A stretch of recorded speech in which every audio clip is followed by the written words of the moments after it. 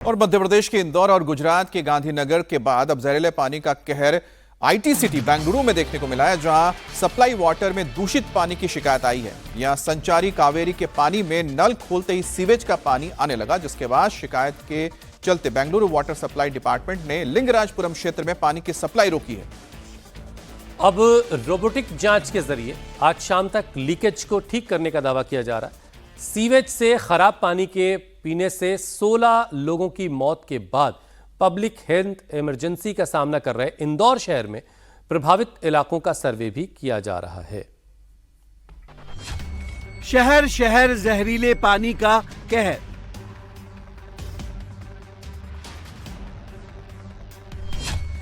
पहले इंदौर, फिर गांधीनगर, अब बेंगलुरु।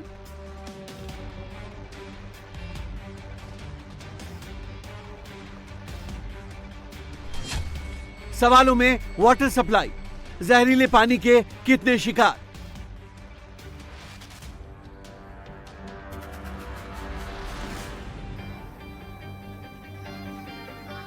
मध्य प्रदेश के इंदौर में जहरीले पानी का कहर बरपा तो अब ऐसी ही खबर देश के कई बड़े शहरों से आने लगी है।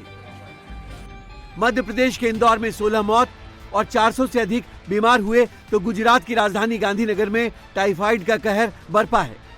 वहीं बेंगलुरु में 2 महीने से सप्लाई के पानी में दूषित पानी की शिकायत आ रही है। लिंगराजपुरम मोहल्ले में आई इस शिकायत पर अब सरकार गंभीर हुई है। इंदौर के सैंपल में सिर्फ 33% पानी ही पीने लायक पाया गया है, तो अब यही लापरवाही गांधीनगर और बेंगलुरु में भी लोगों की जान पर भारी पड़ रही है। जहरीले पानी के एपिडेमिक की दंश झेल रहे इंदौर के भागीरथपुरा में अब भी मातम है, तो दूषित पानी से हुई मौतों और लोगों के बीमार होने के मामले में दायर 3 जनहित याचिकाओं पर आज हाईकोर्ट में सुनवाई होगी, जहां आज सरकार को कोर्ट में स्टेटस रिपोर्ट सौंपनी है। तो इधर पानी की रूटीन सप्लाई बहाल करने से पहले भागीरथपुरा के प्रभावित इलाके में volunteers, NGO staff, private sector के नर्सिंग कर्मी और ग्रामीण स्वास्थ्य कार्यकर्ताओं की टीम सर्वे में लगी है। सर्वे में 5000 घरों को कवर करने के लिए करीब 200 टीमें और 600 वॉलंटियर्स लगाए गए हैं।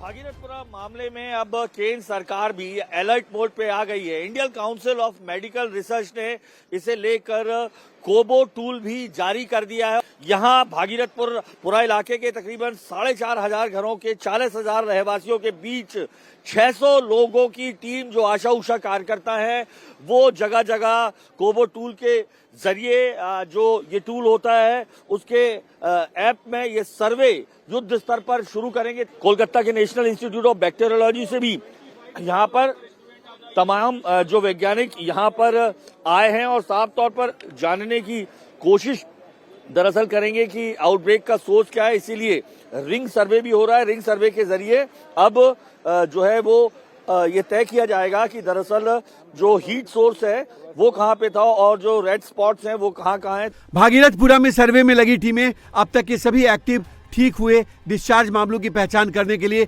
एक रैपिड एक्टिव सर्च जारी है। इसके तहत मामलों को जियो टैग और मैप किया जाएगा। इस स्पेशल डेटाबेस को भविष्य में रोकथाम के प्रयासों के लिए पानी सप्लाई के सोर्स की जानकारी के साथ ओवरले किया जाएगा। एक कंसल्टेड एफर्ट है जिसमें 200 टीम के लगभग बनाई गई है और 600 वॉलंटियर्स, जो लगभग 5000 हाउस होल्ड्स जो यहाँ पे आइडेंटिफाई हुए हैं इस एरिया में। 5000 हाउस होल्ड्स में ये 200 टीम्स जो हैं एक रैपिड एक्टिव सर्वेलेंस का कार्य करेंगी। फ्यूचर मतलब प्रिवेंशन और उसमें ये हेल्प करेगा आगे के इसमें हमको। और क्या इसके अलावा हम कम्युनिटी बेस्ड सर्वेलेंस भी स्टार्ट कर रहे हैं। एक तरफ भागीरथपुरा में सर्वे पर जोर है, तो पानी की रूटीन सप्लाई शुरू करने से पहले इंदौर में 516 बोरिंग का पानी यूज करने पर रोक लगा दी गई है। गंदा पानी से मौत के मामले सामने आने के बाद शहर में बोरिंग के पानी के सैंपल लिए गए थे, जिनमें से 35 सैंपल फेल हो गए हैं। इनका पानी पीने योग्य नहीं है। ऐसे में इलाके के 1516 बोरिंग के पानी के यूज पर प्रतिबंध लगा दिया गया है। इनमें 400 निजी और 116 सरकारी है। अब इन सभी बोरिंग में क्लोरीनेशन का कार्य किया जा रहा है। क्लोरिनेशन के कार्य निरंतर चल रहे हैं। हमारे सभी 114 शासकीय बोर्ड सबकी क्लोरिनेशन हो चुकी है। हम नेक्स्ट राउंड की भी डोजिंग अब करवा रहे हैं।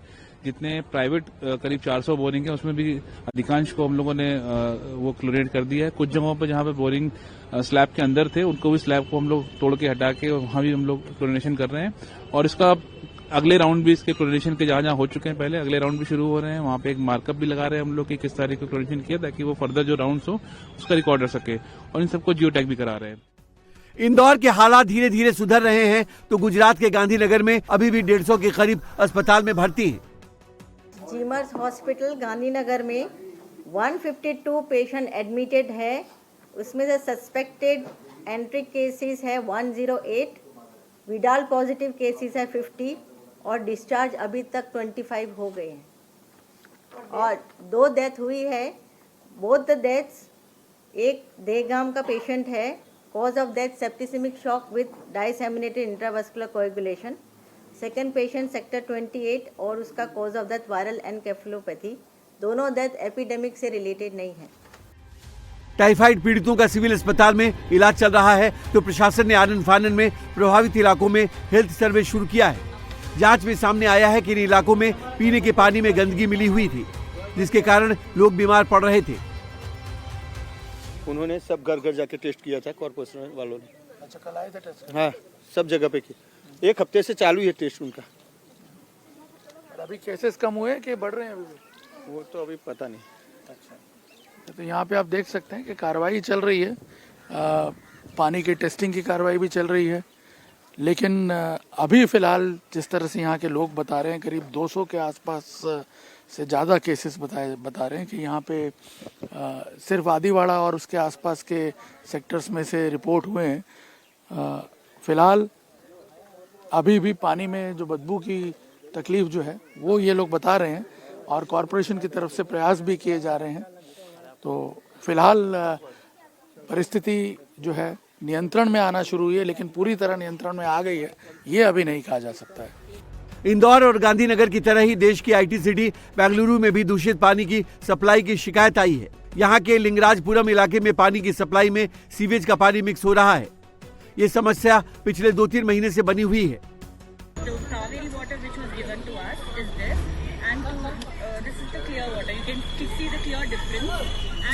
Not just the sump water, when the tap we opened, the clear supply was of this color.